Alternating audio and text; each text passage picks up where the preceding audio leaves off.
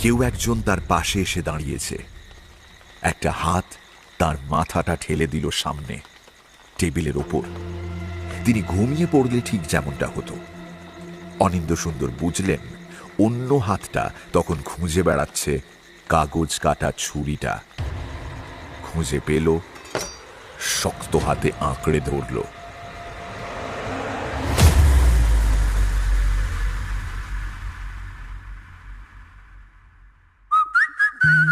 গপ্প মিলে ঠেক, কিছু ভয়, কিছু রহস্য, কিছু হাসি, কিছু প্রেম। এই ঠেকে সবই আছে। গপ্প মিলে ঠেকের আজকের গপ্প অনীশ দেবের লেখা অনিন্দ্য সুন্দরের অপমৃত্যু। এই গপ্প আমরা নিয়েছি পত্রভারতী থেকে প্রকাশিত .com রহস্য বই থেকে। গপ্প মিলে ঠেকের পাশে থাকার জন্য পত্রভারতীকে অনেক অনেক ভালোবাসা। Any digital copy of this content leading to piracy is a crime. এই গল্পের যে কোনো রকম পাইরেসির বিরুদ্ধে উপযুক্ত আইনি ব্যবস্থা নেওয়া হবে। পাইরেসি দণ্ডনীয় অপরাধ। অনুগ্রহ করে পাইরেসি করবেন না, পাইরেসি সাপোর্ট করবেন না। তাহলে বাকিটা শোনা যাক।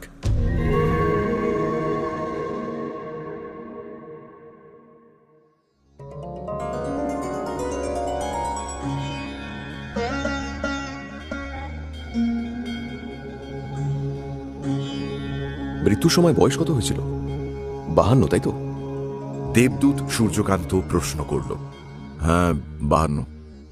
শ্রান্ত স্বরে জবাব দিলেন অনিন্দ্য সুন্দর চৌধুরী। তার মনে হল সেই এসে থেকে যেন শুধু প্রশ্নেরই জবাব দিয়ে যাচ্ছেন। মৃত্যুর কারণ? হার্ট অ্যাটাক, অন্তত আমার তাই ধারণা। এইবারে শেষ প্রশ্ন। খাতায় লেখা আছে হার্ট অ্যাটাকের প্রাথমিক কারণ যে কোনো একটাই দাগ দিন। আত্মোৎসর্গ, দুর্ঘটনা, রক্তচাপ, কায়িক শ্রম, নির্বুদ্ধিতা, খুন ইত্যাদি। এখানে দেখছি খুন শব্দটা টিক মার দেওয়া আছে। খুন? হ্যাঁ, খাতার এই পাতাটা আপনার নামে। এখানে তো দেখছি খুনই বলা আছে। অবশ্য আমার ভুল হলে আপনি ধরিয়ে দেবেন বই কি। আপনি তো খুনই হয়েছেন, তাই না মিস্টার চৌধুরী? না, মানে আমি তো সেরকম ভাবিনি। আমি... তার মানে আপনি যে খুন হয়েছেন তা আপনি জানেন না? না, এ আমি স্বপ্নেও ভাবিনি। হ্যাঁ, কখনো কখনো যে এরকম হয় না তা নয়, তবে খুন হলে বেশিরভাগ লোকই সেটা বুঝতে পারে, অন্তত শেষ মুহূর্তে হলেও টের পায়। এই ধরনের খুনের খবর যে কিভাবে মোলায়েম করে ভাঙতে হয় তা আমি আজও শিখলাম না। এটা তো আমি বিশ্বাসই করতে পারছি না। না না, আমি বিশ্বাস করতে পারছি না। আপনাকে আঘাত দেওয়ার জন্য দুঃখিত মিস্টার চৌধুরী, তবে জানবেন এখানে এসবে কিছু যায় আসে না। আমার মনে আছে আমি স্টাডি রুমে বসেছিলাম, হয়তো ঘুমিয়েই পড়েছিলাম। হঠাৎ এক সাংঘাতিক যন্ত্রণায় আমার ঘুম ভেঙে যায়, ঠিক বুকের ভেতর। তারপর আর কিছু ভেবে ওঠার সময় পাইনি। এছাড়া আরও একটা কথা এখানে লেখা আছে, আঘাতটা আপনার হার্টেই লেগেছিল মিস্টার চৌধুরী। আপনারই কাগজ কাটার ছুরি দিয়ে আপনাকে আঘাত করা হয়েছে পিঠে। এ তো রীতিমতো পৈশাচিক। আমার কাগজ কাটার ছুরিটা কি সুন্দর!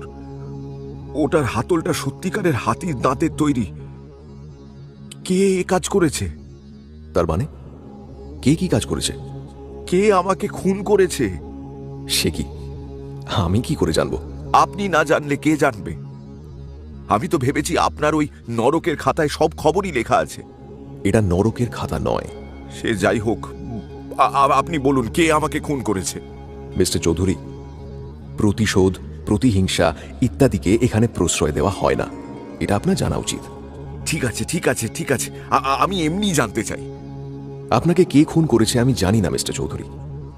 আমি দেবদূত হতে পারি তাই বলে সব জানতা নই। কারো সম্পর্কে আমরা সমস্ত তথ্য জানতে পারি তার মৃত্যুর পর, তখনই তার নামে খাতা তৈরি হয়।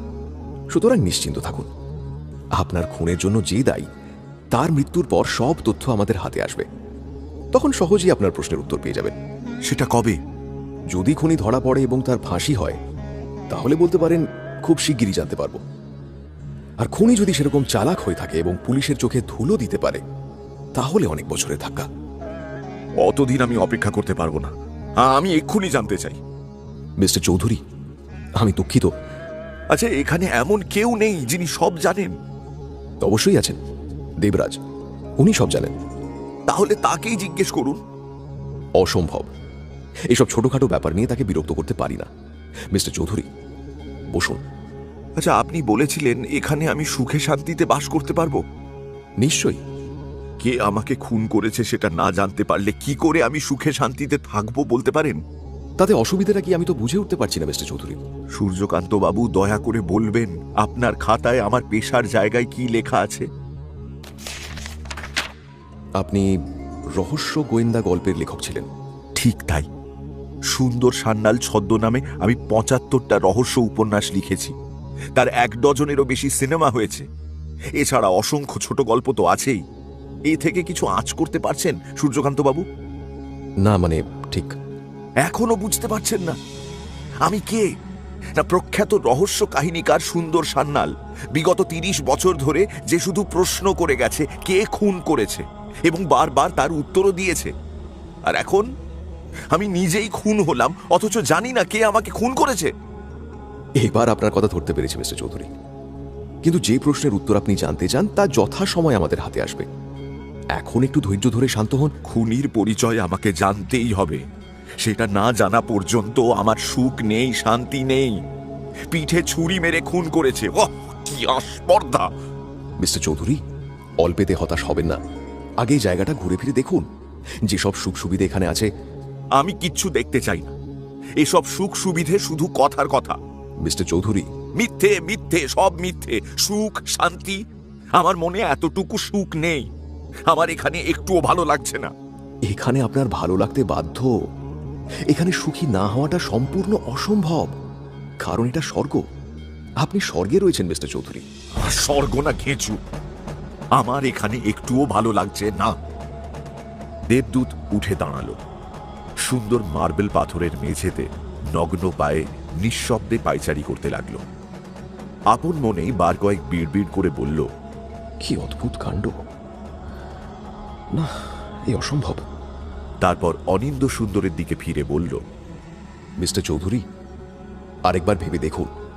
আপনি না, আমার একটুও ভালো লাগছে না। দয়া করে একটু বোঝার চেষ্টা করুন মিস্টার চৌধুরী। আপনি যদি এভাবে সারা স্বর্গে ঘুরে বেড়ান আর বলতে থাকেন আপনার মনে এতটুকু সুখ শান্তি নেই, তাহলে আমাদের সম্মান সুনাম সব কোথায় যাবে বলুন তো? স্বর্গে এসে আপনার মনে সুখ নেই এ কথা শুনলে লজ্জায় অপমানে দেবরাজ ইন্দ্রের যে মাথা কাটা যাবে। বিশ্বাস করুন, আমার মনে এতটুকু শান্তি নেই। ঠিক আছে, আমি দেবরাজ ইন্দ্রকে জিজ্ঞেস করে দেখছি। দেবরাজ এত ব্যস্ত থাকে না, তাছাড়া আজকাল তার মেজাজটাও ভালো নেই। কিন্তু তাকে তো বলতেই হবে, নইলে তিনি যদি একবার জানতে পারেন যে স্বর্গে এসেও একজন মানুষ অসুখী, তাহলে আমাকেই দোষ দেবেন। আমি এই ডিপার্টমেন্টের ম্যানেজার মিস্টার চৌধুরী, সুতরাং বুঝতেই পারছেন এখানকার সব দায় দায়িত্ব আমার ঘাড়েই চাপে।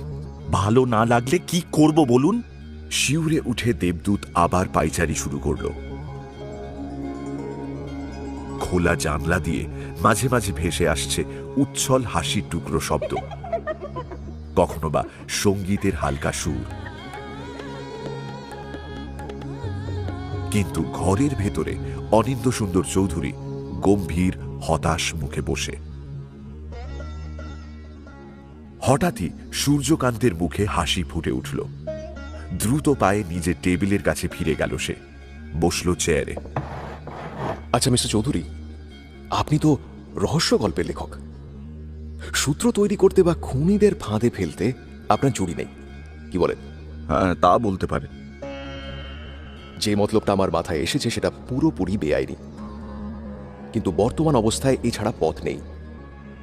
মিস্টার চৌধুরী, যদি আপনাকে আবার পৃথিবীতে যাওয়ার অনুমতি দেওয়া হয়, তাহলে আপনি পারবেন নিজের হত্যা রহস্যের সমাধান করতে?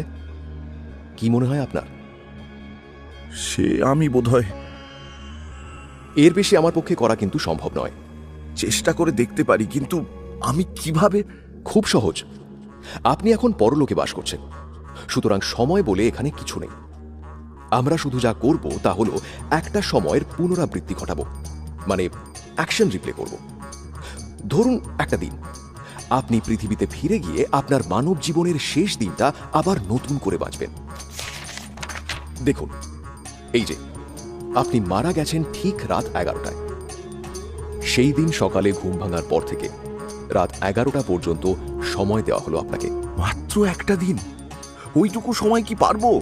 তা যদি না পারেন তাহলে আর চেষ্টা করে। না, পারবো পারবো। বলুন কখন যেতে হবে? এক্ষুনি। কিন্তু প্রথমেই একটা কথা বলে রাখি মিস্টার চৌধুরী, জীবনের শেষ দিনটার প্রতিটি খুঁটিনাটি ঘটনা এই খাতায় লেখা রয়েছে, সুতরাং সেরকম কোনো তথ্যগত পরিবর্তন আপনি করতে পারবেন না। তবে হ্যাঁ, একটু আধটু গোয়েন্দাগিরি তো আপনাকে করতেই হবে, যেটা আপনি প্রথমবারে করতে পারেননি।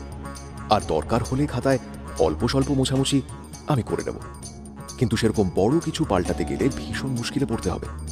সোজা কথায় বড় সড়ো কোনো ওলটপালট ছাড়াই আপনাকে ম্যানেজ করতে হবে। এতে কোনো অসুবিধা হওয়ার কথা নয়। মনে রাখবেন, মরণশীল প্রাণীদের যে বর কখনো কখনো দেওয়া হয়, সেই অমূল্য বর আপনাকে দেওয়া হবে। ভবিষ্যৎ দৃষ্টি? হ্যাঁ, কিন্তু মিস্টার চৌধুরী, আগেই বলে রাখি, আপনাকে কিন্তু আবার একইভাবে খুন হতে হবে। আবার সেই পিঠে ছুরি খেয়ে মরতে হবে? খাতায় তো তাই লেখা আছে। আমার প্রস্তাবে রাজি হওয়া না হওয়া সম্পূর্ণ আপনার ইচ্ছে। মত দেওয়ার আগে ভালো করে ভেবে দেখুন। না, আমি রাজি। কে আমাকে খুন করেছে আমাকে জানতেই হবে। বেশ, তাহলে তাই হোক। আমার শুভেচ্ছা গ্রহণ করুন মিস্টার চৌধুরী। এখানে সমস্ত আত্মাই সুখী হোক, সেটাই আমরা চাই। ধন্যবাদ। অসন্তুষ্ট স্বরে বললেন অনিন্দ্য সুন্দর এবং বিশাল সোনার দরজা খুলে বেরিয়ে গেলেন।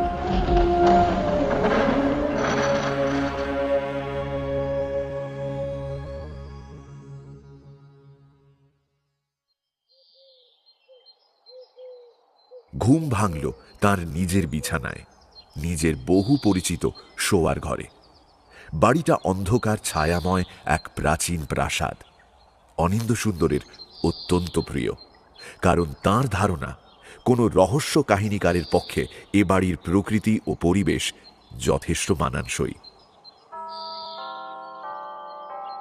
বসবার ঘরের সুপ্রাচীন পিতামহ ঘড়িতে 11টার ঘণ্টা বাজতে শুরু করল।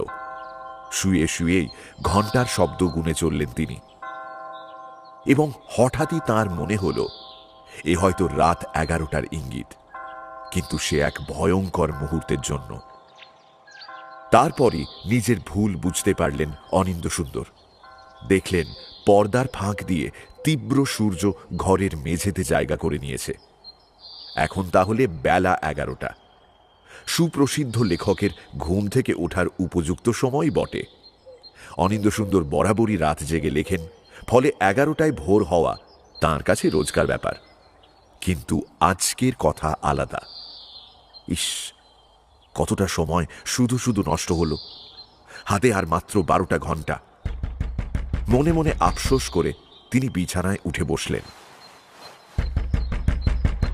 দরজায় অনেকক্ষণ ধরেই কেউ নক করছিল। ভেতরে এসো। দরজা খুলে তাঁর সেক্রেটারি কিংসুক বোস ঘরে ঢুকল।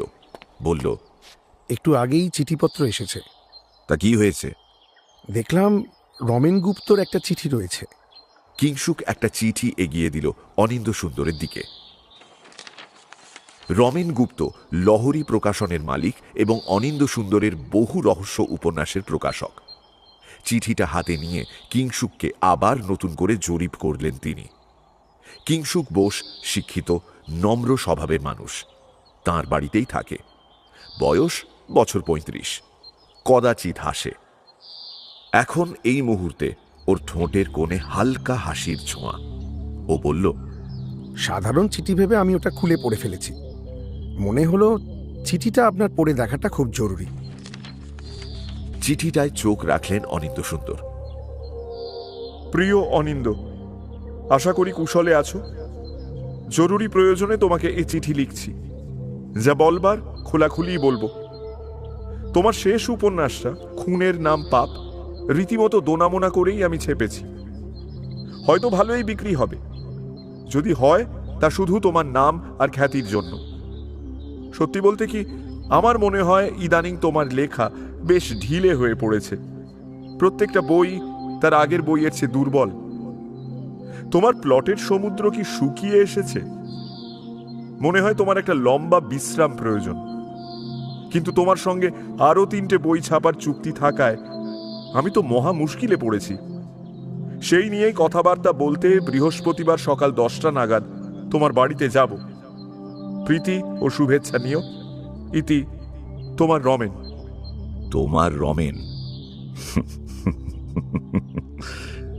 তিক্ত হাসি হাসলেন অনিন্দ্য সুন্দর। প্রকৃত বন্ধুই বটে। হঠাৎই তার খেয়াল হলো কিংসুক এখনো দাঁড়িয়ে। আমার একটা সাজেশন আছে।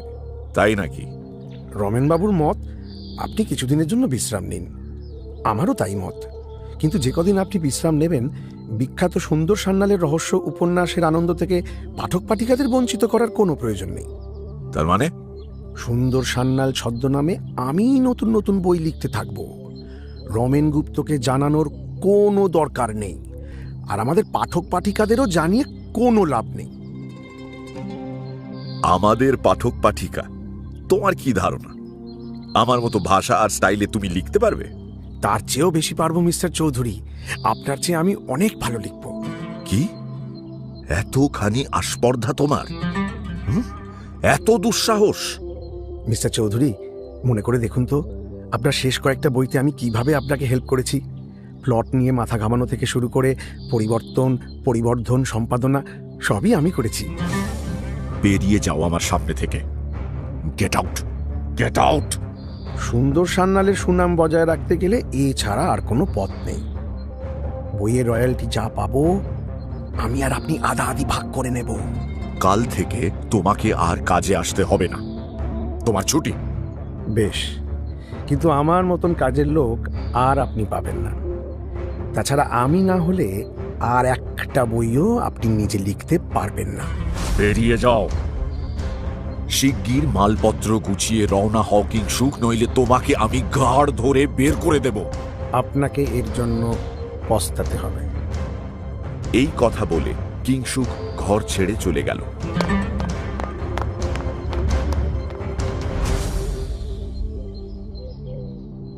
হ্যাঁ, এইভাবেই অনিন্দ্য সুন্দরের জীবনের শেষ দিনটা শুরু হয়েছিল। রমেন গুপ্তর চিঠি এবং কিংসুকের সঙ্গে ঝগড়া। একই ঘটনা হুবহু দুবার ঘটলে কিরকম অদ্ভুতই না লাগে, যেন এই ঘটনা আগেও ঘটেছে, হয়তো কোনো স্বপ্নে। এই চিন্তায় চমকে উঠলেন অনিন্দ্য সুন্দর। স্বপ্ন? দেবদূত সূর্যকান্তের সঙ্গে তাঁর দেখা হওয়ার ব্যাপারটা সত্যি কোনো স্বপ্ন নয় তো? তাঁর অভিনব চিন্তাধারায় বাধা দিয়ে ঝনঝন শব্দে টেলিফোন বেজে উঠল। এক্সটেনশন ফোনটা তাঁর হাতের কাছেই, সুতরাং যান্ত্রিকভাবেই ফোন তুললেন অনিন্দ্য সুন্দর। হ্যালো, সূর্যকান্ত বলছি। কে সূর্য? ও হ্যাঁ, কি ব্যাপার? কোত্থেকে বলছেন? কোত্থেকে বলছি? বোকার মতো প্রশ্ন করছেন কেন মিস্টার চৌধুরী? কি চাই বলুন? দেখলাম ঠিক মতো পৃথিবীতে পৌঁছেছেন কিনা। কেমন চলছে? সবে তো এলাম, এখনো তো ভালো করে শুরুই করতে পারিনি। তাড়াতাড়ি কাজে লেগে পড়ুন মিস্টার চৌধুরী। জানেনই তো, হাতে সময় বেশি নেই। বিদায়। বিদায়। ফোন নামিয়ে রাখলেন অনিন্দ্য সুন্দর। যাক, একটা ব্যাপারের অন্তত নিষ্পত্তি হল, কোনো স্বপ্ন তিনি দেখেননি। সুতরাং যত তাড়াতাড়ি সম্ভব কাজে নেমে পড়া যাক। কিন্তু সূর্যকান্ত যদি সর্বক্ষণ এরকম উঁকি মেরে দেখেন, তাহলে কি স্বস্তিতে কাজ করা যাবে? পরবর্তী 30 মিনিট তাঁর কেটে গেল হাত মুখ ধোয়া, দাড়ি কামানো ও পোশাক পরিচ্ছদ পাল্টানোর ব্যস্ততায়। কিংসুকের কথা ভাবছিলেন তিনি। শান্ত, ভদ্র, বিনয়ী কিংসুক তার জঘন্য স্বরূপ প্রকাশের জন্য এতদিন থাকতে আজকের দিনটাই বেছে নিল। হ্যাঁ, সুন্দর সান্যালের নাম ও খ্যাতির প্রতি কিংসুকের নির্লজ্জ লোভ রয়েছে। যে সুন্দর সান্যাল তার প্রাণের চেয়েও প্রিয়। না, কিংসুক বোসের খুন করার যথেষ্ট মোটিভ রয়েছে। এরপর কি যেন হয়েছিল, সবিস্ময়ে অনিন্দ্য সুন্দর আবিষ্কার করলেন তার কিছুই মনে নেই। শুধু মনে আছে ঠিক রাত 11টায় স্টাডি রুমে হাতির দাঁতের হাতলওয়ালা কাগজ কাটার ছুরিতে তাকে খুন হতে হবে। তাছাড়া আর কিছুই তার মনে পড়ছে না। দেবদূতের কাছ থেকে আরো কিছু খবরাখবর নিয়ে এলে ভালো হতো, কিন্তু অন্যদিকে ভাবতে গেলে এই বেশ হয়েছে। ভবিষ্যতের প্রত্যেকটা খুঁটিনাটি আগে থেকে দেখতে পেলে তিনি হয়তো শিউরে উঠতেন, আর এভাবে তিনি বেশ খোলা মনে তদন্তের কাজ করতে পারবেন। সিঁড়ি দিয়ে নিচে নামার পথে অনিন্দ সুন্দর টের পেলেন তার খিদে পেয়েছে। খাওয়ার ঘরে ঢুকে দেখেন রাঁধুনি সীতার মা তার মেয়ে সীতাকে নিয়ে ব্রেকফাস্ট তৈরির কাজে ইতি টানতে ব্যস্ত। সীতার মায়ের মোটা সোটা ঘামে ভেজা শরীরের দিকে তাকালেন তিনি। তার শ্রান্ত মুখটা তীক্ষ্ণ নজরে জরিপ করলেন। ওদিকে মেয়ে সীতা মাকে টুকিটাকি সাহায্য করতে ব্যস্ত। মেয়েটা বেশিরভাগই তার স্ত্রীর ভাই ফরমাইশ খাটে, কিন্তু তাকে খুন করার মতো কোনো কারণ ওদের দুজনের মধ্যে খুঁজে পেলেন না অনিন্দ সুন্দর। তাছাড়া প্রতিদিন রাতে ওরা বাড়ি চলে যায়, সুতরাং সন্দেহভাজনের তালিকা থেকে ওদের দুজনের নাম তিনি স্থির বিশ্বাসে বাতিল করলেন। সীতার মা পাউরুটি আর ডিমের পোচ দিয়ে গেল জলখাবারে, আর জানালো দুপুরে বৌদিমণি মানে অনিন্দ সুন্দরের স্ত্রী একজনকে ইনভাইট করেছে, রণবিলাস। এইবার মনে পড়েছে এই ঘটনাও প্রথমবারের পুনরাবৃত্তি। রণবিলাস দত্ত, বিশাল চেহারার যুবক, মাথায় একরাশ কোঁকড়ানো চুল। Good morning darling. একটা ঠান্ডা চুম্বনের চকিত হালকা ছোঁয়ায় ঘুরে দাঁড়ালেন অনিন্দ সুন্দর। একটা তীক্ষ্ণ চিন্তা বর্ষার মতো হাওয়া কেটে ছুঁয়ে গেল তার মনের ভেতর দিয়ে। এই চুম্বন বিশ্বাসঘাতী, কিন্তু নম্র স্বরেই তিনি উত্তর দিলেন, গুড মর্নিং ত্রিনা। বিব্রত অপ্রস্তুত চোখে একবার দেখলেন সীতা ও তার মায়ের দিকে। ওরা তখন চলে যাচ্ছে রান্নাঘরে। প্রাতরাশের দিকে ক্ষণেকের জন্য অমনোযোগী হয়ে নিজের স্ত্রীকে চোখের নজরে ব্যবচ্ছেদ করলেন অনিন্দ সুন্দর। ত্রিনা চৌধুরী, 28-এর উগ্র যুবতী, প্রায় তার অর্ধেক বয়স, হাবে ভাবে চলনে বলনে যেন বিদেশি আধুনিকা, সর্বদা ভীষণ সেজে গুজে থাকে, তবে অপূর্ব সুন্দরী। সেই কারণেই ওকে বিয়ে করেছিলেন অনিন্দ সুন্দর। নিজের বয়সের কথাটা খেয়াল করেননি। ত্রিনার চোখে দেখতে চেয়েছেন নিজের সর্বনাশ, তার সাধের ত্রিনা। কিন্তু রণবিলাস তাহলে দুপুরে খেতে আসছে। তোমার কি আপত্তি আছে ডার্লিং? হ্যাঁ, আপত্তি আছে। একটা কপরদকহীন ইয়াং অ্যাথলিট আমার বাড়িতে ঘুরঘুর করে বেড়াবে আর আমার বউয়ের দিকে হ্যাংলার মতো চেয়ে থাকবে, তাতে আমার যথেষ্ট আপত্তি আছে।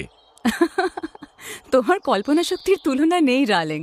ওকে তুমি ভালোবাসো ত্রিনা? মোটেই না। তুমি মিথ্যে কথা বলছো। কাল আমি সব দেখেছি। অনিন্দ সুন্দর নিজেকে অবাক করলেন। কথাগুলো মুখ থেকে বেরোনো মাত্র হঠাৎই তার সব মনে পড়ে গেল। খুন হওয়ার উত্তেজনায় তিনি নিশ্চয়ই এসব ভুলে বসেছিলেন। এই সমস্ত ঘটনা হুবহু আগে একবার ঘটে গেছে। বাগানে তোমাদের আমি দেখেছি, কিন্তু বিশ্বাস করো আমি ততটা অবাক হইনি, কারণ আগেও তোমরা কখনো তেমন সাবধান হওনি। ত্রিনার সমস্ত রক্ত কেউ যেন শুষে নিয়েছে। ও বসে পড়ল স্লথ ভঙ্গিতে। অবাক হলে ত্রিনা? তাহলে একটা কথা তোমাকে বলে রাখি, রণবিলাস দত্ত আজ দুপুরে নেমন্তন্ন খেতে এলে আমার একটুও আপত্তি নেই। সত্যি বলতে কি, আমার পরামর্শ যদি শোনো, তাহলে দুপুরের খাওয়া দাওয়ার পর তোমরা দুজনে একটু আলোচনা করে দেখো। আমি যে তোমাদের ব্যাপারে সব জানি সে কথা ওকে বলো, তারপর দুজনে মিলে ঠিক করো কি করবে। এখন তোমার সামনে মাত্র দুটো পথ খোলা আছে।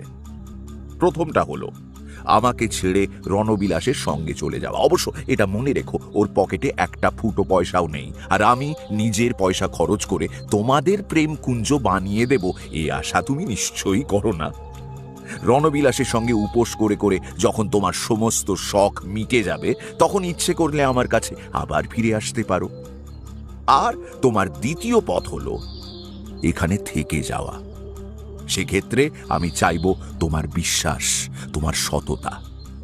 সেই ক্ষেত্রে শ্রী রণবিলাস দত্তকে অন্য কোনো আস্তানা থেকে দুবেলা দুমুঠোর ব্যবস্থা করতে হবে।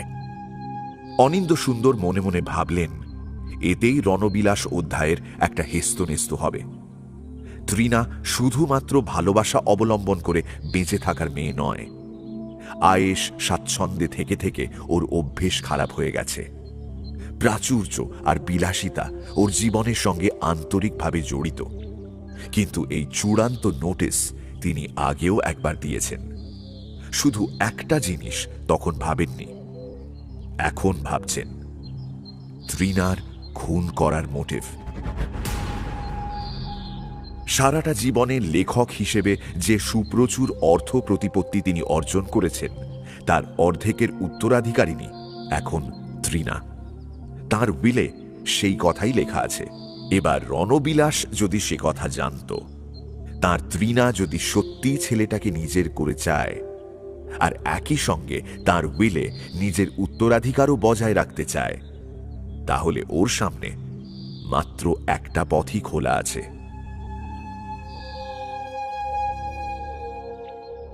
তুমি আমাদের সঙ্গে খাবে তো? না, শুধু শুধু তোমাদের পথে বাধা হয়ে দাঁড়াতে চাই না। তাছাড়া এই তো এত বেলায় জলখাবার খাচ্ছি, তারপর কিছু দরকারি কাজও আছে। এরপর তৃণা চলে গেল। অনিন্দ সুন্দর তাকিয়ে রইলেন ওর তন্নি শরীরের দিকে। তারপর মনোযোগ দিলেন ডিম ও পাউরুটির প্রতি। দ্রুত হাতে প্রাতরাশ শেষ করলেন তিনি। মধ্যাহ্নভোজের অতিথির জন্য প্রয়োজনীয় আয়োজনের দায়িত্ব সীতার মায়ের হাতে ছেড়ে দিয়ে বেরিয়ে এলেন ডাইনিং রুম থেকে। এবার তিনি হাজির হলেন স্টাডি রুমে, তাঁর রক্তে রঞ্জিত অকুস্থলে। নিজের মরণ কামরায় ঢুকে ভয় পেলেন অনিন্দ সুন্দর। সমস্ত জানলায় পর্দা টানা থাকায় গোটা ঘরটা ছায়াময় রহস্যে ছমছমে। অস্বস্তি ভরে পর্দাগুলো সরিয়ে দিলেন তিনি। সূর্যের আলো ঠিকরে এলো ঘরের ভেতর। এবার তিনি চারপাশে চোখ বুলিয়ে দেখলেন। ওই তো তার মজবুত মেহগেনি কাঠের টেবিল। নিশ্চয়ই তিনি টেবিলের কাছে চেয়ারে বসেছিলেন। হয়তো প্রায় যেমন ঘুমিয়ে পড়েন সেরকমই ঘুমিয়ে পড়েছিলেন, টেবিলে দুহাত ছড়িয়ে এবং মাথা হাতের উপর এলিয়ে। সোজা কথায় খুনিকে হাতছানি দিয়ে ডেকেছেন। আর আর ওই তো সেই কাগজ কাটার ছুরিটা। অনিচ্ছা ভরে ছুরিটা তুলে নিলেন তিনি, যেন ওটার ফলায় লেগে রয়েছে শুকনো কালচে রক্ত। অবশ্য রক্ত থাকার কথা নয়, অন্তত এখন না। জিনিসটা খুনের এক কুৎসিত হাতিয়ার, মনে মনে ভাবলেন অনিন্দ সুন্দর। ছুরির হাতলটা মসৃণ ভারী হাতির দাঁতের তৈরি, প্রায় ইঞ্চি চারেক লম্বা। খুনি যদি অসতর্ক হয় তাহলে তার স্পষ্ট হাতের ছাপ রেখে যাবে এই ছুরির বাঁটে। চকচকে ফলাটা বেশ লম্বা, কিন্তু খুব ধারালো কিংবা ছুঁচলো নয়। তবে অব্যর্থ নিশানায় উপযুক্ত শক্তিতে প্রথিত হলে কার্যসিদ্ধির পক্ষে যথেষ্ট। কোনো মানুষের হৃৎপিণ্ড সহজেই স্তব্ধ হয়ে যাবে। শিউরে উঠলেন অনিন্দ সুন্দর। দরজায় কারো নক করার শব্দে তার চিন্তার ঘোর বিচ্ছিন্ন হল। কোন রকম আমন্ত্রণের অপেক্ষা না করেই যে নক করেছে সে ঘরে ঢুকল। ব্যস্ত আছো সুন্দর কাকা? না না, আয় অভি, ভেতরে আয়। অভিক ভেতরে ঢুকে লাফিয়ে উঠে বসল টেবিলের ওপর। ওর শরীরের ওজনে আর্তনাদ করে উঠল মজবুত মেহগনি টেবিল। অভিকের প্যাঁচার মতো ছোট ছোট চোখ পুরো চশমার কাচের পিছন থেকে জুলজুল করে চেয়ে রইল। বলছি টাকা পয়সার অবস্থা কিরকম সুন্দর কাকা? এবার কত লাগবে? 3000। রিভলভিং চেয়ারে শরীর এলিয়ে বসলেন অনিন্দ সুন্দর। টেবিলের ওপর বসা মাংসের স্তূপটিকে লক্ষ্য করতে লাগলেন। অবশেষে বললেন, অভি, আগের বারই তো তোকে বলেছি এভাবে তোর ধার দেনা আর আমি শোধ করতে পারবো না, অন্তত যতদিন না তুই একটা চাকরি বাকরির চেষ্টা করছিস। সুতরাং আমার সোজা উত্তর হলো না। আমার অবস্থা খুব খারাপ সুন্দর কাকা। সে তুই বুঝবি, তা কি করব বলবে তো? সেও তোর ব্যাপার। তাহলে আমাকে হুট করে যা হোক একটা কিছু করতে হবে। এই মন্তব্যে চমকে উঠলেন অনিন্দ সুন্দর। ত্রিনা ও কিংসুকের সঙ্গে তার কথাবার্তার মতো অভিকের সঙ্গে তার এই আলোচনা আগেও একবার হয়ে গেছে। তার সম্পত্তির বাকি অর্ধেকের উত্তরাধিকারী অভিক। না, অনিন্দ সুন্দর ভালোবেসে এই অংশ ওকে দেননি। তার একমাত্র আত্মীয় হওয়ার সুবাদে এই সম্পত্তি অভিকের প্রাপ্য। আর এখন সেই অকাল কুষ্মাণ্ড ভাইপো তার কাছে এসে টাকা চাইছে। খুনের আরও একটা মোটিভ। হুট করে কিছু করে বসবি, এর মানে কি অভি? জানি না, কিন্তু তুমি টাকা না দিলে যা হোক একটা কিছু তো আমাকে করতেই হবে, আর তার জন্য পুরোপুরি দায়ী হবে তুমি। বিশাল স্তূপটা টেবিল থেকে নেমে দাঁড়ালো, এগিয়ে গেল দরজার দিকে এবং বেরিয়ে গেল ঘর থেকে। এত মোটা হওয়া সত্ত্বেও তার ভাইপো অভিকের চলাফেরায় কেমন একটা চাবুকের ভঙ্গি রয়েছে। আশ্চর্য, কই আগে তো কখনো অনিন্দ সুন্দর এটা খেয়াল করেননি। অবশ্য আজ তিনি এমন এমন সব জিনিস আবিষ্কার করছেন যা আগে কখনোই লক্ষ্য করেননি।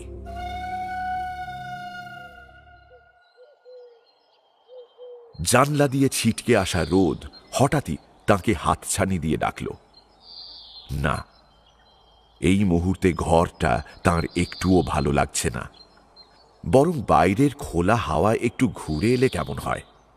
তাছাড়া শীতের মধ্যে রোদের আমেজটা ভালোই লাগবে, আর ঠান্ডা মাথায় একটু চিন্তা ভাবনারও প্রয়োজন আছে। এই সিদ্ধান্তে পৌঁছলেন অনিন্দ সুন্দর। বাগানে এসে নির্জনতার পরিবর্তে হীরা সিংকে আবিষ্কার করলেন তিনি। বৃদ্ধ হীরা সিং বাগানের মালি, কেয়ারটেকার, ড্রাইভার, একাধারে সব, এবং কখনো কখনো সীতা ও সীতার মায়ের অনুপস্থিতিতে রান্নাবান্নাও করে।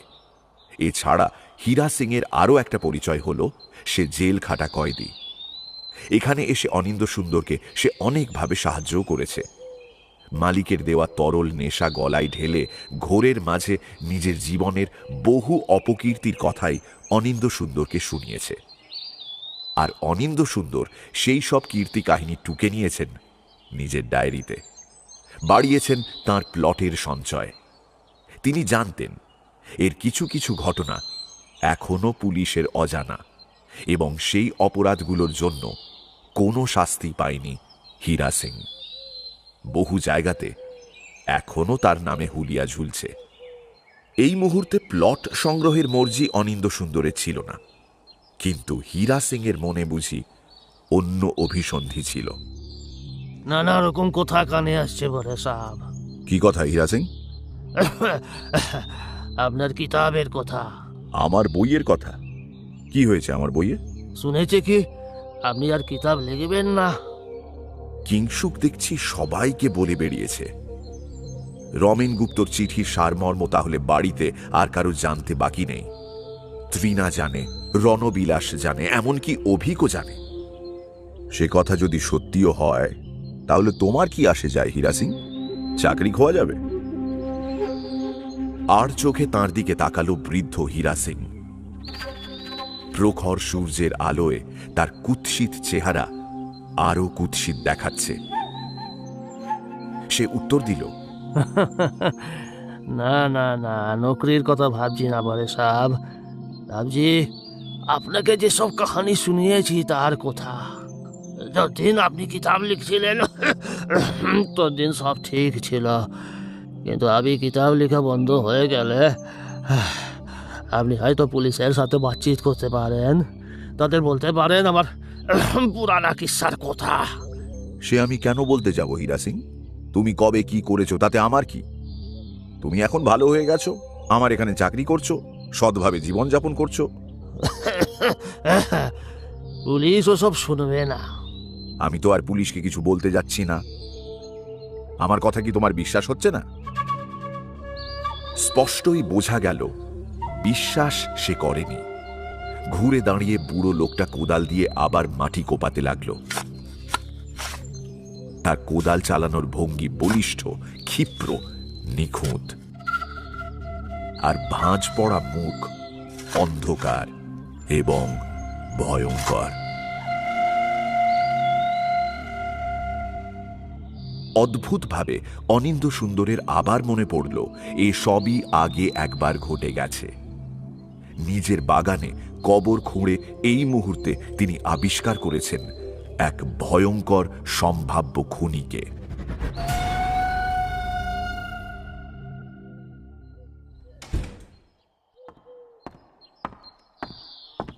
স্টাডি রুমে টেবিলের কাছে আবার ফিরে এলেন তিনি। স্লথ ভঙ্গিতে বসে পড়লেন চেয়ারে। আশ্চর্য, প্রথমবারে যখন জীবনের শেষ দিনটা এইভাবে তিনি কাটিয়েছিলেন তখন তো এসব কথা তার মনে আসেনি। তখন কেন বুঝতে পারেননি তাকে ঘিরে রয়েছে এমন সব ভয়ঙ্কর মানুষেরা যারা তার মৃত্যুতে লাভবান হবে? একমাত্র সীতা আর সীতার মা ছাড়া তাকে খুন করবার উপযুক্ত মোটিভ প্রত্যেকেরই রয়েছে, এবং তাদের অন্তত একজনের সে কাজ সম্পন্ন করবার দুঃসাহসও রয়েছে।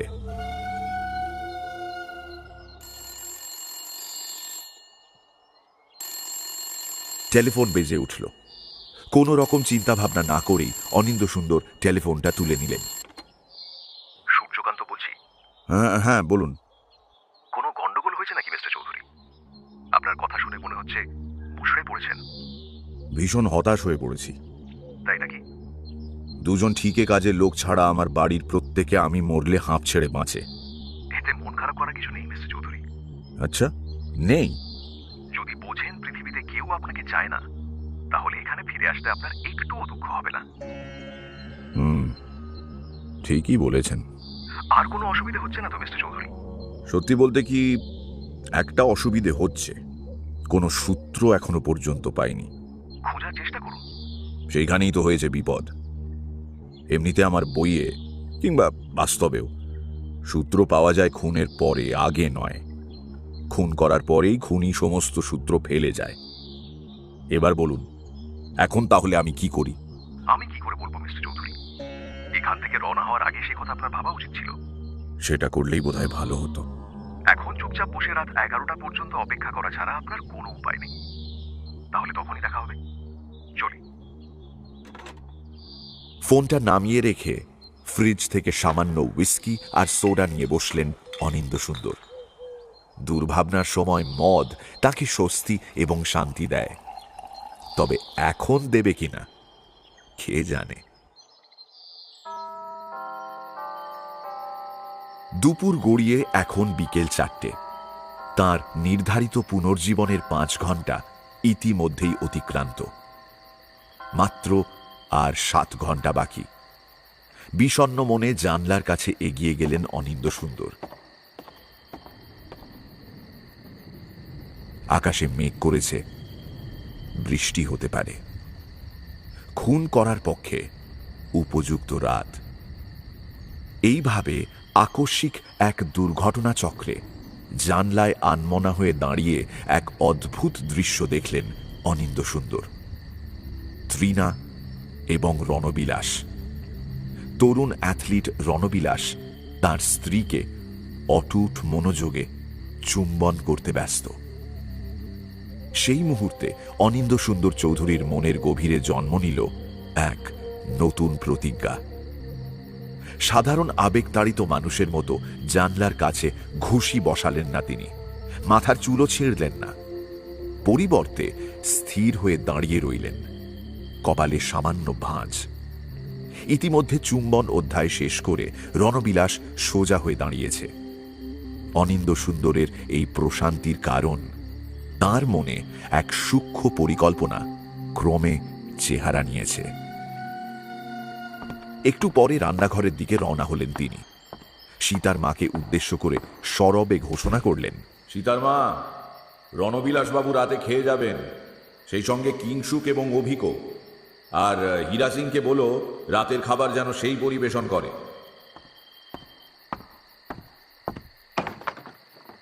কিংসুকের ঘরে পৌঁছে তিনি দেখেন সে জিনিসপত্র গোছগাছ করছে। সুটকেসটা এখন রেখে দাও কিংসুক। কিন্তু আপনি তো আমাকে চলে যেতে বলেছেন। তার সেক্রেটারি গম্ভীর মুখে জবাব দিল, তা বলেছি, কিন্তু আমার ইচ্ছে আজকের রাতটা তুমি থেকে যাও, তাতে তোমার ভালোই হবে কিংসুক। অভিক চৌধুরী তখনও দিবানিদ্রায় অচেতন ছিল। অনিন্দ্য সুন্দর তাকে ধাক্কা দিয়ে জাগালেন। অভি, এই অভি, অভি, আজ রাতে তোর কোথাও যাওয়ার থাকলে ক্যান্সেল কর। তোর সঙ্গে অনেক কথা আছে, আর তাতে তোর লাভই হবে। এবার অনিন্দ্য সুন্দর উপস্থিত হলেন বাগানে। রণবিলাস বাবু, দুপুরে আপনার সঙ্গে খেতে বসতে পারিনি বলে মাপ চাইছি। তৃণার ঠোঁটে চুমু এঁকে দেওয়া শিল্পীকে লক্ষ্য করে তিনি বললেন, কিন্তু রাতে আপনাকে না খাইয়ে ছাড়ছি না। রণবিলাসের সুন্দর মুখে বিস্ময় ফুটে উঠল, কিন্তু দ্বিধা ভরা অস্ফুট স্বরে সে বলল, এ তো তার সৌভাগ্য। আর তৃণা ঘটনার আকস্মিকতায় হতবাক। গোপন উত্তেজনায় ওদের দিকে চেয়ে হাসলেন অনিন্দ্য সুন্দর। যদি তার পরিকল্পনা সফল হয়।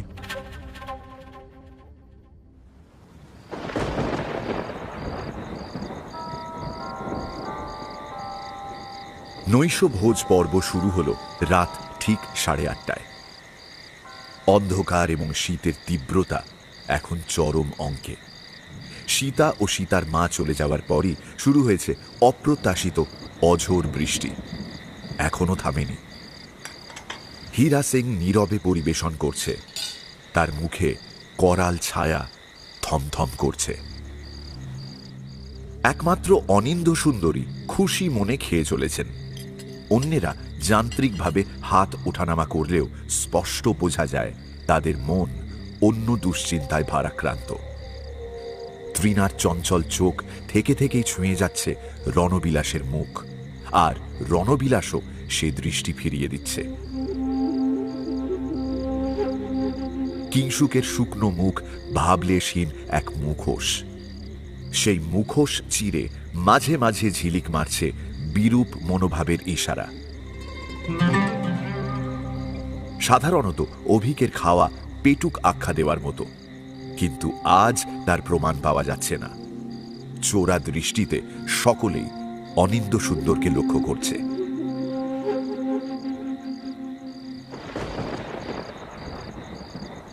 9টা নাগাদ খাওয়া দাওয়ার পাঠ শেষ হলো। উঠে দাঁড়ালেন অনিন্দ্য সুন্দর, ওদের দিকে চেয়ে হাসলেন। ঘণ্টাখানেক পরে তোমরা সবাই স্টাডি রুমে এসে আমার সঙ্গে দেখা করবে। বিশেষ কিছুই না, বিদায় দেওয়ার আগে সকলের সঙ্গে একটু গল্প গুজব করা, অনেকটা ফেয়ারওয়েল পার্টির মতো। এই সাংকেতিক মন্তব্যে সকলেই নিষ্পলক চোখে হতবাক হয়ে চেয়ে রইল। পরিতৃপ্ত ভঙ্গিতে দোতলায় নিজের শোয়ার ঘরে গেলেন অনিন্দ্য সুন্দর। তারপর একটা সুটকেস গুছোতে শুরু করলেন। দুজোড়া মোজা সবে সুটকেসে ভরেছেন, টেলিফোন বেজে উঠল। সূর্যকান্ত বলছি। ভাবছিলাম আপনি বোধহয় এক্ষুনি ফোন করবেন। শেষ কয়েকটা ঘন্টা ধরে দেখছি আপনার মেজাজ একদম পাল্টে গেছে। হ্যাঁ, তা গেছে।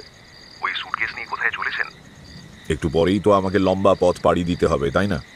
এখানে বাড়তি মোজার দরকার নেই মিস্টার চৌধুরী, সবকিছুই আমরা দিয়ে দিই। আপনি আমার পেছনে গোয়েন্দাগিরি করছেন? আমার গোয়েন্দাগিরি করবার দরকার হয় না। আপনি কি ভাবছেন আপনাকে আমি ঠকাবো, ফাঁকি দেব? কোনো উত্তর নেই। টেলিফোন নিস্তব্ধ হয়ে গেছে, কিন্তু এটাই একরকম স্পষ্ট উত্তর। দেবদূত চিন্তায় পড়েছে। যদি ঠকানোর কথায় সে দুশ্চিন্তায় পড়ে থাকে তাহলে তাকে ঠকানো নিশ্চয়ই সম্ভব। গোছগাছ করতে করতে চাপা হাসিকে প্রশ্রয় দিলেন অনিন্দ্যসুন্দর। সুটকেসে দিন কয়েকের মতো জামা কাপড় ভরে নিলেন তিনি। টুথব্রাশ ও শেভিং কিট নিতে ভুললেন না। একটা দেওয়াল সিন্দুকের কাছে গিয়ে সেখান থেকে 10,000 টাকা বের করে নিলেন। এটা তার বিপদের সঞ্চয়। ড্রেসিং টেবিলের ড্রয়ার থেকে তুলে নিলেন নিজের অটোমেটিক পিস্টল। পরীক্ষা করে দেখলেন গুলি ভরা আছে কিনা। আছে। এই অটোমেটিক পিস্টল তার অতিরিক্ত জীবন বীমা। কিন্তু প্রতিশ্রুতি মতো ঘণ্টাখানেকের মধ্যে তিনি নিচে নামলেন না। সন্দেহভাজনদের তিনি উৎকণ্ঠার মধ্যে রাখতে চান। তিনি জানেন ওরা অপেক্ষা করবে। বিশেষ করে খুনি সে, তাকে তো অপেক্ষা করতেই হবে। নরম সোফায় গা এলিয়ে বিশ্রাম করতে লাগলেন অনিন্দ্যসুন্দর। মুখে ধূমায়িত পাইপ, মনে ভবিষ্যতের নতুন পরিকল্পনা।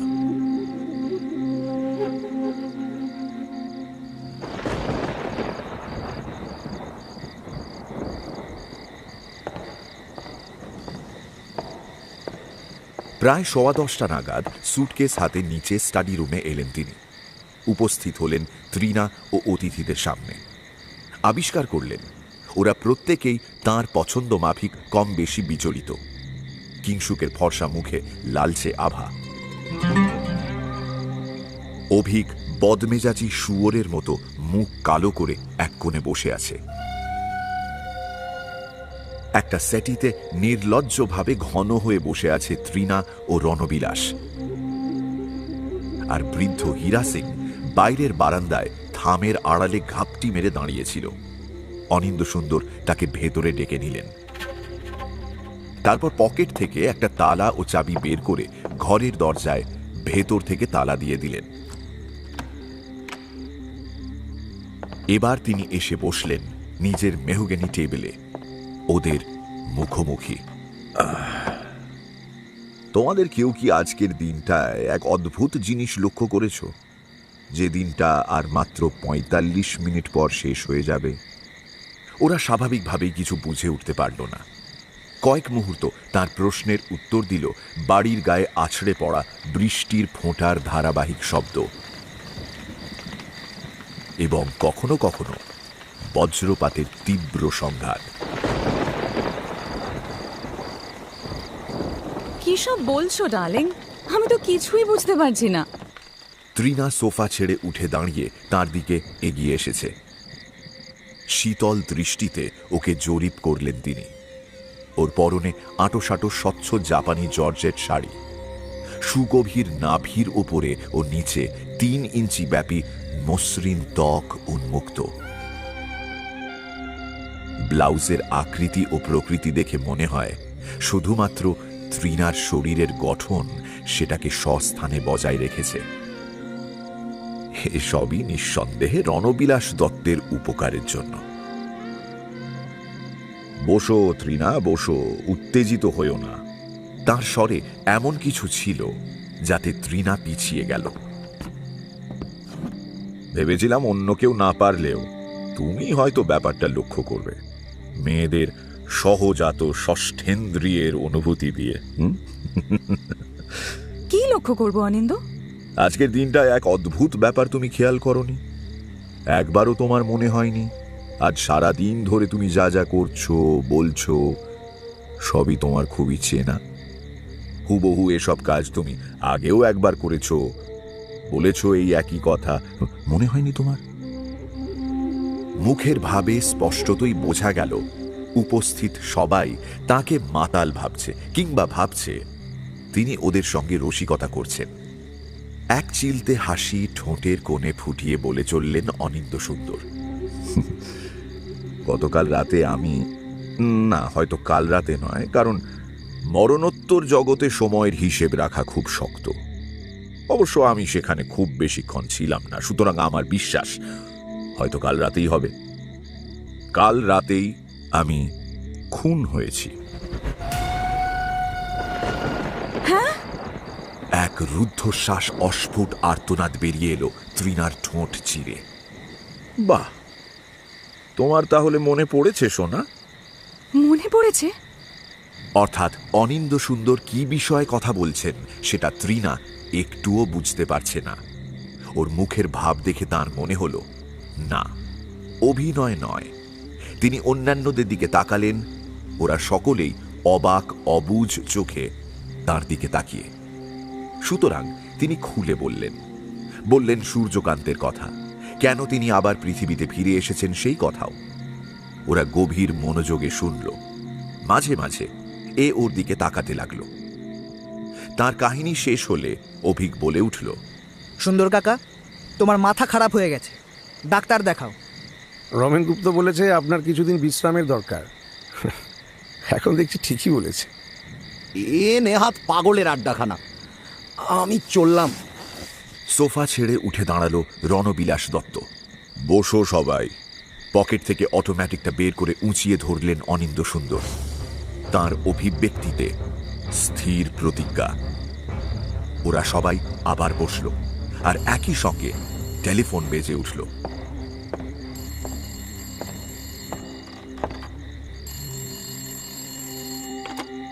কি হচ্ছে সব মিস্টার চৌধুরী? নিতান্তই সস্তা প্যাঁচ। সব রহস্য উপন্যাসেই এরকমটা হয়।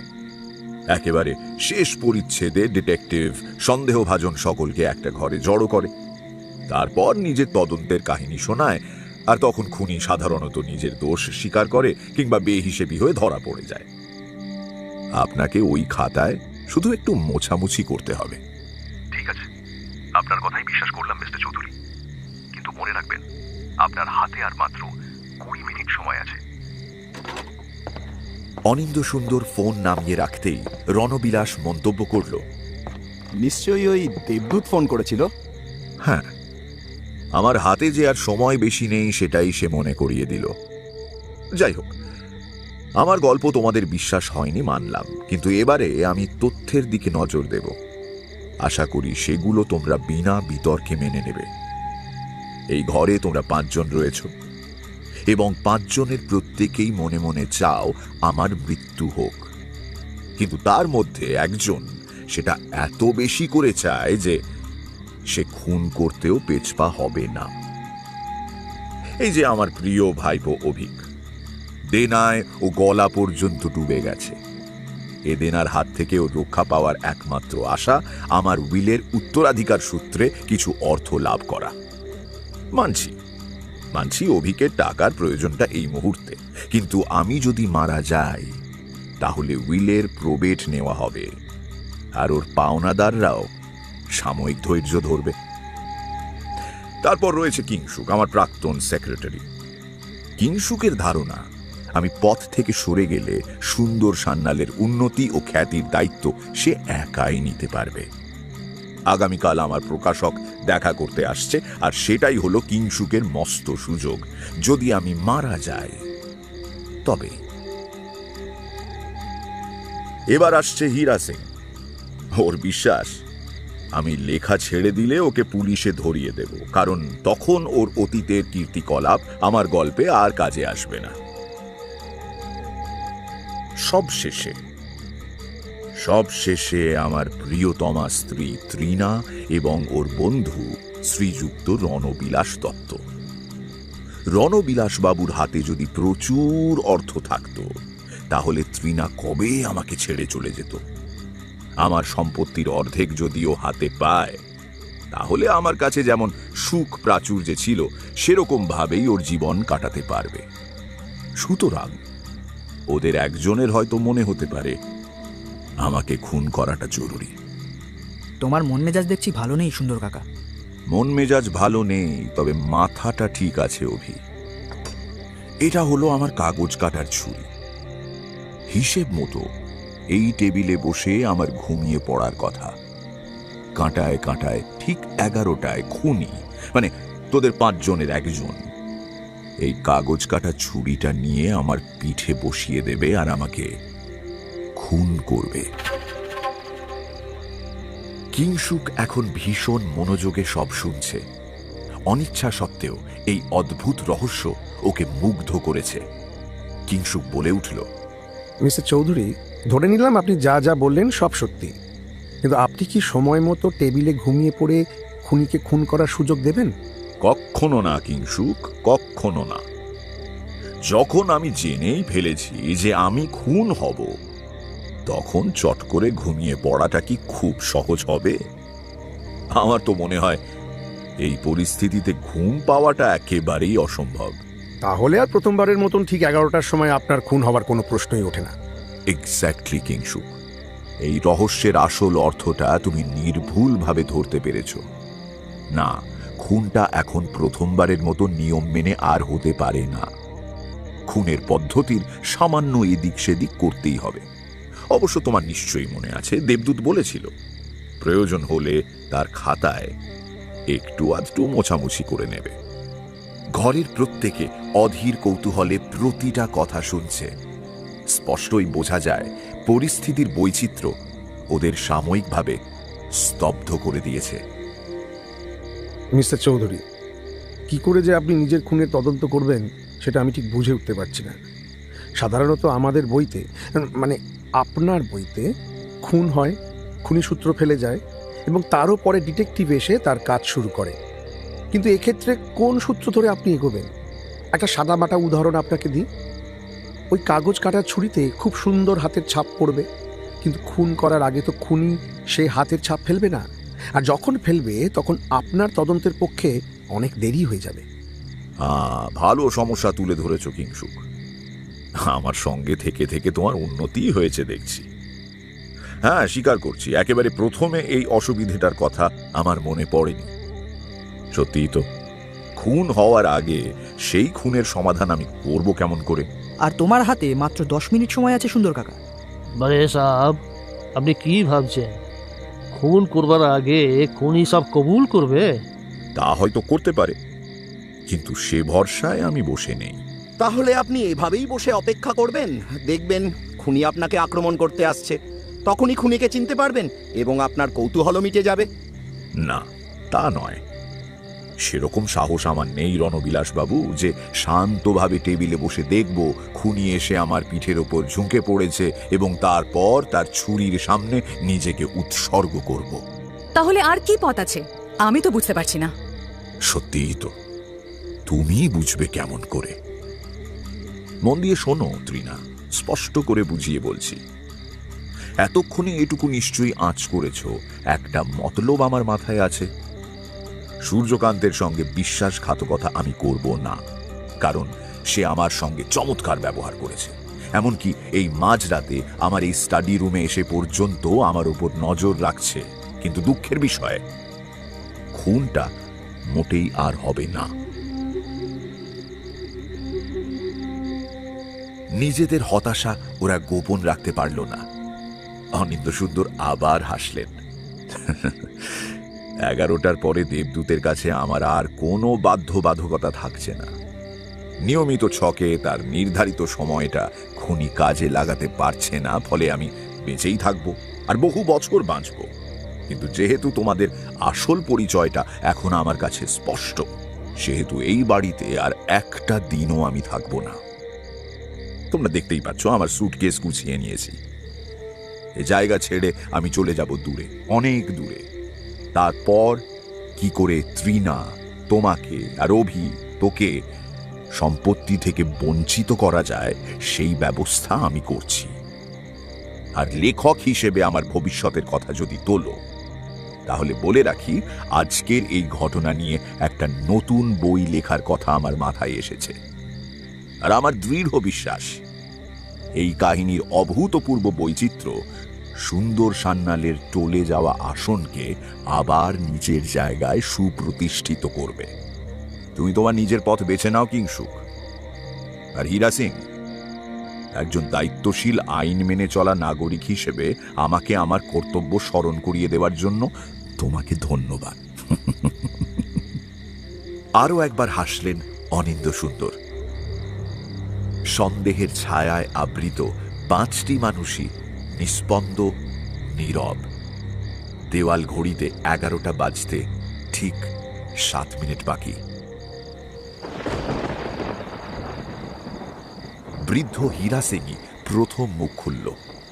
বন্দুক দেখিয়ে এইভাবে আমাদের দাঁড় করিয়ে রাখছেন বড় সাহেব, তাহলে এই চাকু দিয়ে কই ভি আপনাকে খুন করতে পারবে না। আপনি শেষ পর্যন্ত দেবতার সঙ্গে বেইমানি করবেন। বেইমানি আমি করব না। তোমাদের বন্দুক দেখিয়ে দাঁড় করিয়ে রাখার বিন্দুমাত্র ইচ্ছেও আমার নেই। আমার পরিকল্পনা অনেক সহজ সরল, তাতে বন্দুক ছুরির কোনো ব্যাপার নেই। সে পরিকল্পনাটা কি আমরা জানতে পারি? নিশ্চয়ই নিশ্চয়ই। এই তো আমি নির্ধারিত জায়গায় নির্ধারিত সময়ে চুক্তি মতো বসে আছি, আর একই সঙ্গে আমাকে যারা খুন করতে পারে তাদেরও আমি এখানে হাজির করেছি। এর চেয়ে ভালো ব্যবস্থা আর কি হতে পারে বলো? এর মধ্যে কোথাও একটা চালাকি আছে। থাকাই তো উচিত অভি। তোদের 5 জনের একজন হচ্ছে খুনি। এবার খুনি মহোদয়, আপনার সামনে 2টো পথ খোলা আছে। ঠিক 11টায় আপনি ইচ্ছে করলে আমাকে খুন করতে পারেন। এই উজ্জ্বল আলোয় আমাকে বাদ দিয়েও 4 জন সাক্ষীর সামনে আমাকে খুন করতে পারেন। সেক্ষেত্রে পুলিশের হাতে আপনাকে ধরা পড়তেই হবে, কারণ আমি হলফ করে বলতে পারি বাকি 4 জন জঘন্য চরিত্রের মানুষ আপনার বিরুদ্ধে সাক্ষী দেওয়ার জন্য ভয়ঙ্কর ব্যস্ত হয়ে পড়বে। কিন্তু দ্বিতীয় একটা পথও আপনার আছে। আমাকে খুন করার সুযোগটা আপনি ছেড়ে দিতে পারেন। সুতরাং আমাকে বাঁচিয়ে রাখার জন্য দায়ী হচ্ছেন আপনি নিজে, এবং সূর্যকান্তের সঙ্গে কোনো রকম বিশ্বাসঘাতকতা আমি করছি না। 11টা বেজে 1 মিনিটে এই বাড়ি ও তোমাদের জীবন ছেড়ে আমি চিরদিনের মতো চলে যাব। সশব্দে টেলিফোন বেজে উঠল। রিসিভার তুলে নিয়ে স্বাগত জানানোর ভঙ্গিতে বললেন অনিন্দ সুন্দর, হ্যালো দেবদূত সাহেব, কি ব্যাপার? মিস্টার চৌধুরী, আপনি আমাকে ঠকাচ্ছেন। মোটেই না। খুনিকে বের করার এটাই হচ্ছে একমাত্র পথ। খুনের আগে কোনো সূত্র পাওয়া সম্ভব নয়, এবং খুনের পরে আমি আর বেঁচে থাকছি না। যদি খুনি নিজে সিদ্ধান্ত নেয় যে সে আমাকে খুন করবে না, তাহলে আপনি আমাকে দোষ দিতে পারেন না। আপনি খুব চালাক মিস্টার চৌধুরী। ধন্যবাদ। কিন্তু সেরকম চালাক নন। আপনি ভুলে যাচ্ছেন রাত 11টায় খুনিকে একটা বিশেষ কাজ করতে হবে। আপনার মতো তাকেও সময় দেওয়া রয়েছে, সুতরাং তার একটা পাল্টা মতলব থাকতেই পারে। টেলিফোন নামিয়ে রাখলেন অনিন্দ সুন্দর। তার মুখের হাসি মিলিয়ে গেছে। এ কথা তিনি একবারও ভাবেননি। মনোযোগী দর্শকদের কাছে তার টলে যাওয়া আত্মবিশ্বাস গোপন রইল না। কটা বাজে? প্রশ্ন করল অভিক। ও চোখে ভালো দেখতে পায় না। 11টা বাজতে 3। দেওয়াল ঘড়ির সবচেয়ে কাছে দাঁড়িয়ে আছে কিংসুক বোস। একটা ভারী নিস্তব্ধতা ঘরে জাঁকিয়ে বসল। তৃণা ও রণবিলাস চকিত দৃষ্টি বিনিময় করল। অন্যান্যরা অনিন্দ সুন্দর চৌধুরীর দিকে তাকিয়ে। ওদের অবিশ্বাসী অভিব্যক্তি এখন পুরোপুরি অদৃশ্য, আর ওদেরই মাঝে বসে খুনি মনে মনে এক চরম সিদ্ধান্ত নিতে চলেছে। হঠাৎ উঠে দাঁড়ালো রণবিলাস দত্ত। লম্বা লম্বা পা ফেলে এগিয়ে গেল ঘরের দরজার কাছে। ওর চলার মধ্যে শিকারী চিতার ক্ষিপ্রতা এবং এতটুকু পায়ের শব্দ নেই। সতর্ক হয়ে ওকে লক্ষ্য করতে লাগলেন অনিন্দ সুন্দর। অনুভব করলেন অটোমেটিকের স্পর্শ। দরজার কাছে গিয়ে থামল রণবিলাস। চকিতে ঘুরে দাঁড়ালো। মিস্টার চৌধুরী একটা কথা ঠিকই বলেছেন। অন্যান্যদের চোখের সামনে খুনি যদি খুন করে, তাহলে তারা সাক্ষী দিতে পারবে এবং তাদের নিরাপত্তা পুরোপুরি বজায় থাকবে। কিন্তু যদি সকলের চোখ এড়িয়ে খুনটা করা যায়, তাহলে তখন কেউই সঠিক বলতে পারবে না কে খুন করেছে। এ কথা সত্যি যে আমাদের প্রত্যেকেরই খুনের মোটিভ রয়েছে। আমাদের সবাইকেই পুলিশ সন্দেহ করবে। এমনকি এরকমভাবেও তারা কেস সাজাতে পারে যে আমরা 5 জনে মিলে প্ল্যান করে মিস্টার চৌধুরীকে খুন করেছি।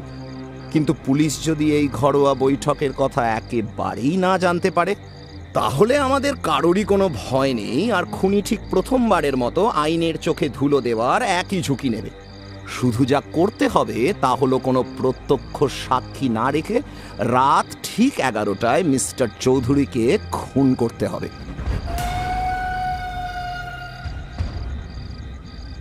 সময় এখন 11টা বাজতে 1 মিনিট।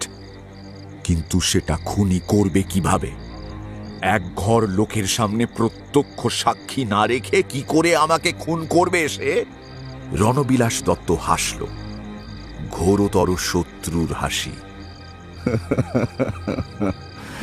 কেন, সে তো খুব সহজ। শ্রীযুক্ত সুন্দর সান্যাল, রহস্য গোয়েন্দা গল্পের প্রখ্যাত লেখক, এটা কি করে আপনার চোখ এড়িয়ে গেল বলুন তো? আমাকে কাজের কাজ যা করতে হবে তা হলো টুক করে ঘরের আলোটা নিভিয়ে দেওয়া। অনিন্দ সুন্দর কিছু করে ওঠার আগেই রণবিলাসের আঙুল পৌঁছে গেল আলোর সুইচে। অন্ধকার নেমে এলো চকিতে। যে বিদ্যুতের ঝলক এতক্ষণ প্রায় ধারাবাহিকভাবে আলোর বর্ষা নিক্ষেপ করে চলেছিল, এখন এই মুহূর্তে উচ্ছৃঙ্খল দুর্বৃত্তের মতো স্তব্ধ হল। উত্তাল আক্রোশে বাইরের দেওয়ালে ঝাঁপিয়ে পড়া বৃষ্টির শব্দে লোপ পেল সমস্ত পায়ের শব্দ।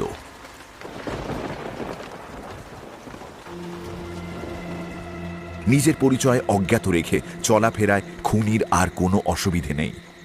বিস্ময় সাময়িকভাবে বিমূঢ় হয়ে না পড়লে অনিন্দ সুন্দর হয়তো কিছু করতেন, কিন্তু তিনি নিশ্চল নিস্পন্দ হয়ে বসে রইলেন চেয়ারে। কেউ একজন তার পাশে এসে দাঁড়িয়েছে। একটা হাত তার মাথাটা ঠেলে দিল সামনে টেবিলের ওপর। তিনি ঘুমিয়ে পড়লে ঠিক যেমনটা হতো। অনিন্দ সুন্দর বুঝলেন অন্য হাতটা তখন খুঁজে বেড়াচ্ছে কাগজ কাটা ছুরিটা। খুঁজে পেল, শক্ত হাতে আঁকড়ে ধরল।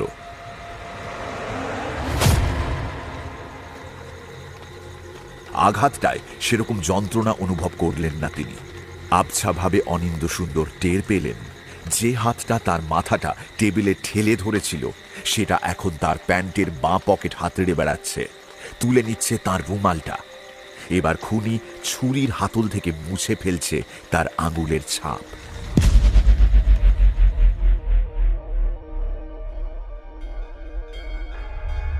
অনিন্দ সুন্দরের মাথার মধ্যে যেন তীক্ষ্ণ শব্দে ঘণ্টা বেজে চলেছে,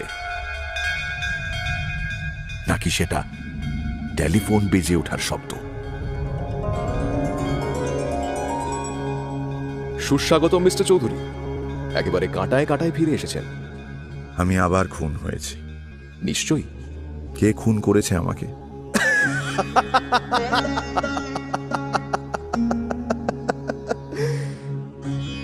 সেটা জানতেই তো আপনি আবার ফিরে গেলেন পৃথিবীতে, আর এখন কিনা সেই একই প্রশ্ন করছেন। আপনি নিশ্চয়ই তৃতীয়বার পৃথিবীতে যাওয়ার কথা ভাবছেন না? না, ধন্যবাদ, কিন্তু এখানে আমি এতটুকু শান্তি পাবো না। আবার সেই পুরনো কথা। তার চেয়ে আসুন আপনার খুনের রহস্যটা নিয়ে একটু মাথা ঘামানো যাক। নিজেকে খুনির জায়গায় কল্পনা করুন মিস্টার চৌধুরী। যখন রণবিলাসবাবু আলো নিভিয়ে দিলেন, তখন আপনি হলে কি টেবিলের কাছে গিয়ে খুনটা করতেন? দু হাতে মাথা রেখে কিছুক্ষণ চিন্তা করলেন অনিন্দ সুন্দর। তারপর বললেন, না, আমি সেটাকে একটা ফাঁদ বলে সন্দেহ করতাম। কারণ ছুরি বসানোর সময় কেউ হয়তো আলোটা আবার জ্বালিয়ে দিতে পারত এবং আমি হাতে নাতে ধরা পড়তাম। ঠিক বলেছেন মিস্টার চৌধুরী, সেটা প্রচন্ড ঝুঁকির কাজ হতো।